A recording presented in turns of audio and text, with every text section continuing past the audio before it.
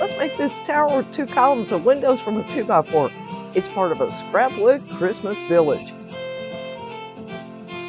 After marking center on my 2x4, I cut the roof at 45 degrees. I placed it with my other buildings to gauge the height and then cut it to 12.5 from the peak. See the link around this video for where to get this PDF with all of my Christmas line drawings. This is the one for the 2x4 with 2 columns of windows. Tape it into place. I use carbon paper and a stylus to trace it onto the wood. See the link around this video for where to get your carbon paper and stylus pack. Now I couldn't make the drawing as long as a 2x4, but I'll show you how to line it up for more windows. Just untape it and then move it down so that one of the windows on the drawing is in line with the last one that you traced. Retape it and then draw the new windows.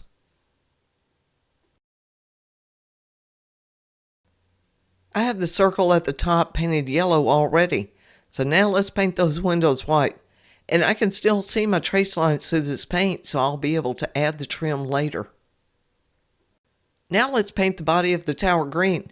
I made the tower with a single column of windows on the other side, which you can see in another video, so we only have to paint the face of this one.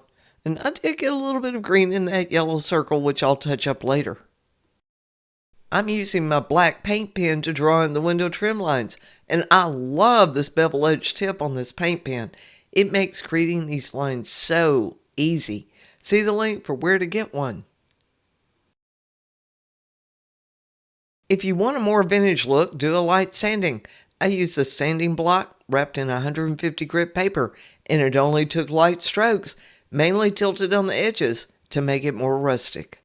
Well, I sure hope you enjoyed this tutorial. Be sure to subscribe to this YouTube channel. Come on over and see me at heartwoodart.com and find out how to make more of these Christmas scrapwood pieces.